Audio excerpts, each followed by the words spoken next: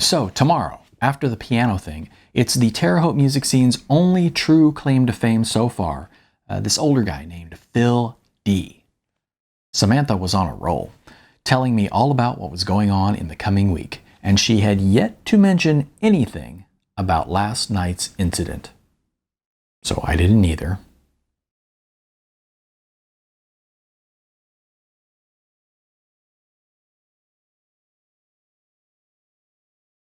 Hi, my name is Neal A. Yeager. Today I'm reading from my novella, The Next Seattle, which is a book about musicians and a music scene in the late 1990s. I've got a few other books. I don't know if you've checked them out. The info is all in the description text of this video. And if you go to Amazon, you can see more about them. But I'll show you a few. This one, Political Music Club, has a lot of similarities to The Next Seattle. It's about a bunch of musicians, but this group of musicians is writing modern protest songs. It's kind of timely, as well as involving musicians and non-Hollywood, which is this is probably my best known so far. A lot of people have read this one. It's about actors and independent filmmakers and musicians and people who are trying to make it into the business or who are trying the indie path, and it was kind of fun. And then we have The 33rd Year, which is a very different kind of book. This is it's much more serious kind of, it doesn't have the comedic feel as the others. It's much more serious. It's about a man who's looking for some sort of meaning in the modern world, which is kind of tough, as we all know. I have a few other projects out there. I have a lot of music out there and actually a few other books besides those, but those are the big ones. Anyway, back to Next Seattle. This is Chapter 9, What Happens Next? How is Phil D famous? I asked. Well, I guess that back in the old days before synthesizers and all, if you wanted a big sound, you needed lots of musicians. And Phil says that if you went on tour, it was cheaper to hire local musicians from the cities that you're playing in instead of taking a whole bunch of musicians with you on the road. Right, contract musicians, I said. Right, I knew there was a word for it. Contract musicians. They still do that, by the way. Okay, whatever, she said. Well, anyway, when Elvis Presley was on his final tour, he had that whole 2001 thing going on, so he needed like a whole orchestra. And Phil D was one of the contract musicians in the orchestra at Elvis's show in Indianapolis, which just happened to be the King's final gig, I interrupted, finishing her sentence. Yeah, I forgot who I was talking to, she said. Anyway, that's how Phil D is famous. He was one of the musicians who played with Elvis at Elvis's last concert. Really, that's true. Absolutely. And for an old guy, he actually plays some cool music. He plays cello and sings, which is a weird enough combo in and of itself, but he does it with a backing band of distorted guitars. Crazy. But forget about Phil D. What I really wanted you to see is the last band of the evening. The last band is the highlight of the evening. It's this great band called That's a Good Girl. That's a good girl? No. That's a good girl. Good is in italics and has 5 O's in it. You have to say it like you were petting a dog or something. That's a good girl. That's a good girl. They're really picky about that. My friend Gina sings and plays guitar in that band. They are great. One of the groups that's going to put us on the map. Okay, I look forward to it. Well, I hate to be rude, said Samantha, but I really do need to get this board straight before the next band comes on. Why don't you go grab some coffee on the house and talk to some of the customers? You write stories, right? There's a whole room full of them just waiting for you. Oh, all right. Suppose if I can't drink, I might as well do my job, I said as I ambled off toward the bar. I suppose at that point I really had no option but to go have some coffee. Big thrill there. Could hardly contain myself. So I made my way back to the place which I would from then on call the Misnomer Bar. I climbed back up onto my non-bar stool, which I had earlier relinquished, and leaned my elbows on the unbar rather dejectedly. Steve came over to me and said, "You look like you just came from a funeral." I wish I were starring in a funeral, I said. But hey, on the bright side, she said I could have some coffee on the house. All right, what kind? Oh, gee, I said flatly. Surprise me. Make this one a night to remember. Steve just laughed and went back to the coffee machines. I turned around and glanced about the club once more. The purple-haired kid from last night didn't seem to be here. I found myself hoping that the events hadn't been too much for him, but for whatever reason he wasn't here. I looked out at the people in the crowd. Here they were, one big amalgamated mass, and yet each one was an individual. Each one had his or her own little drama, his or her own little pains, his or her own little pleasures. Even the lives which, on the surface, would seem uninteresting, certainly had some elements that would make for interesting copy if one had the time and the patience to actually ferret out the good stuff from amidst the barrage of monotonous details. I suppose that sifting through monotonous details in order to find interesting items probably fell within the scope of my job description, although I'd never really thought of it that way before. I'm sure that a good journalist should be able to scrounge around to find the story, but as I've said, I've never really considered myself to be much of a journalist. I had always been fortunate enough to be able to interview people who had something interesting right out there in the open. Someone with a new album that's been banned by every major retailer has something to talk about. Someone who's won 15 Grammys has something to talk about. Someone who is touring the world has something to talk about. But someone who goes to school 5 days a week, works in a fast food joint, and comes to a club a few nights a week, well, that person probably has something as well. It just takes more effort to find it. Steve came back and placed one of those huge soup bowl-sized coffee cups in front of me. He said, "Now there's a drink for you. That'll put hair on your chest." Great, there's nothing I've ever wanted more than to have a hairy chest, I replied, and took a drink of Steve's mystery brew. I suppose that it tasted good. I don't know. I've never gotten into the whole coffee craze. I drink the stuff when I feel that I need a nice jolt of caffeine. Need to stay up a few more hours, have some coffee. Want to speed up your mind so you can get to work on that article that's due in a few hours? Have a cup of joe. But I don't drink it for the taste, which has always seemed to me to be akin to bitter chalk dust. Nonetheless, I suppose that in the world of the coffee connoisseur, the cup that Steve handed me would be considered premium brew. So I smiled and gave Steve a thumbs up sign, and more than a touch of a sarcastic smile. "Have you got tonight's program?" he asked. I reached into my back pocket, pulled out a folded piece of paper, and held it up for him to see. "Got it right here," I said, keeping it close to my heart. "Great," Steve replied. "My favorite local band is playing tonight." "Oh, really?" I said as I unfolded the program. "And which of these fine performers might that be?" "Insomniac Trash," he replied. "They're on at 10. They're pretty cool." "Well, I look forward to it," I said, as I spread the flyer out flat on the misnomer bar. I was having a bit of trouble reading the thing. I think the difficulty was because it was a blurry photocopy, but it may have been that I had consumed quite a bit of alcohol before Mr. Ketchum had driven me over here. Now, the fact that there was an actual program was something of a nice touch. Apparently, for each night's show, Samantha created a short program. The interesting thing is that along with the band names and showtimes, there were band photos and short bios. I had often seen bands create this kind of piece for themselves, but for a club to do so, for all of the acts each night, was something of a unique thing.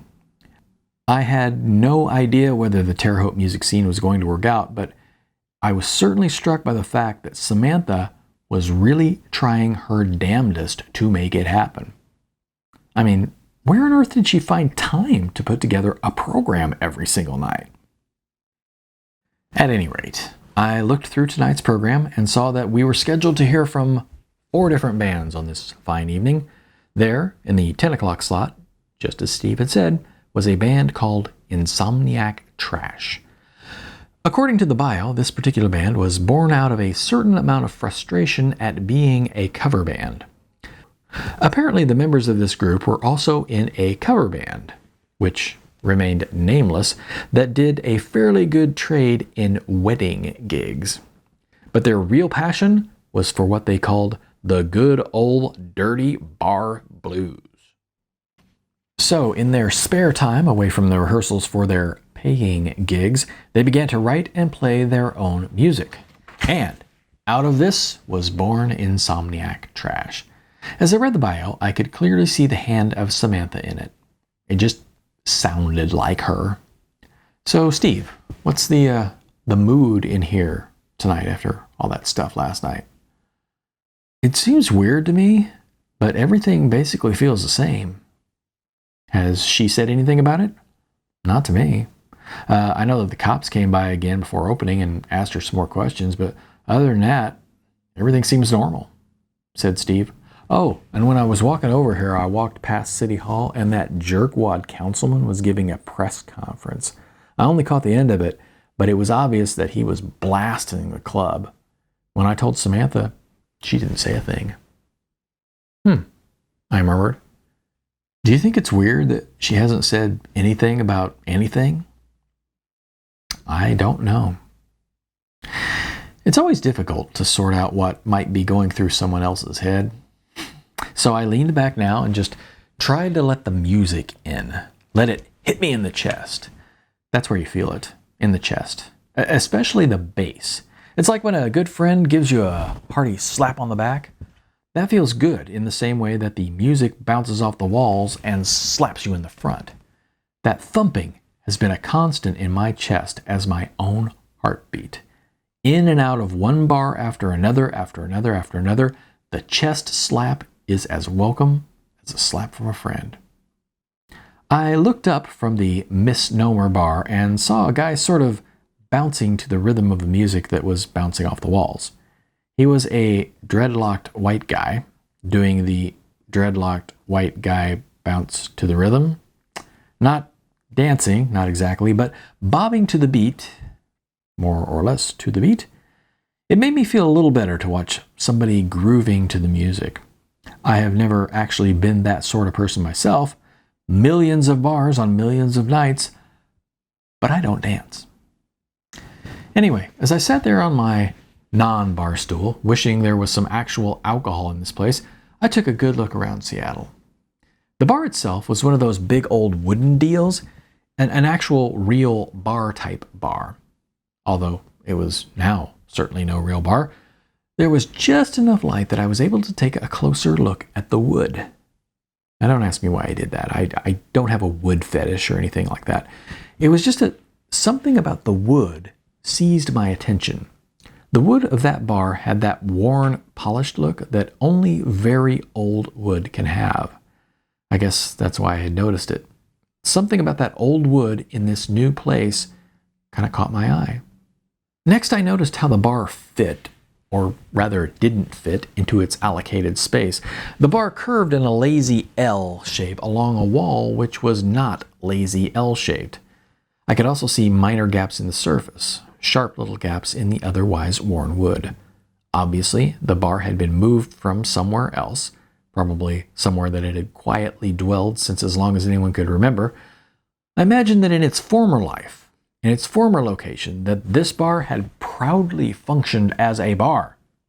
Yet here it was now, torn apart, pulled from its home, and transported here only to serve coffee. It was so sad I felt like crying. I was at the corner of that poor, humiliated bar, right next to the wall. I looked up at the wall, that black cinder block so dear to my heart. Along the wall was the sort of bar shelf type deal that you often see in clubs.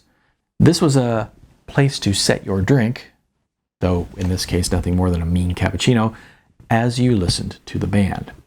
Above the bar shelf was a long mirror, the corner of which reflected the pitiful, wretched, skinny, black-haired thing that was your humble narrator. Where the mirror stopped, a few posters and photos decorated the wall. The first that caught my eye seemed an odd choice for a place like this. It was a poster-sized version of the cover of John Mellencamp's Lonesome Jubilee album. Although I knew the photo well enough to recognize it on sight, I never really examined it before. As I did so now, I realized that it actually was a very interesting photograph. It's a black and white shot, seemingly candid, of Mellencamp and some other guy sitting at a bar. The shot is very dark, very moody, and very beautiful. I stared at the photo for probably close to 2 songs. Lonesome Jubilee. Is that what life is? Then something came to me. I was in Indiana, wasn't I? John Mellencamp is from Indiana. That's why his photo was in this musical establishment, but more importantly, that was the accent. I had heard it before. The people here all sounded like John Mellencamp. At any rate, I sat at the non-bar listening to bands play for the entire evening. My favorite was Undercurrent of Distress. They had some pretty clever lyrics, though they still needed some work. Nothing out of the ordinary happened. Maybe nothing more would.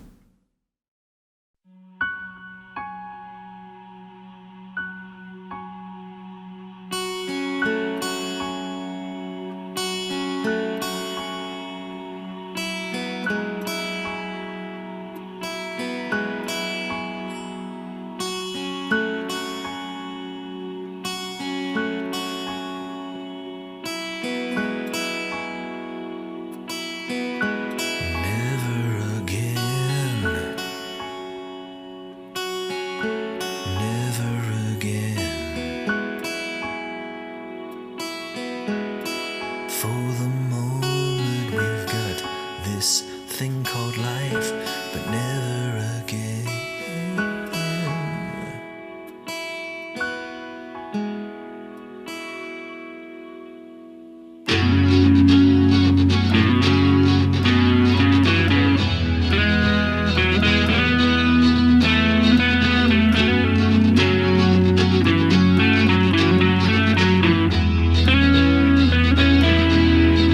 Never again. Never again. For the moment we've got this thing called life, but never again.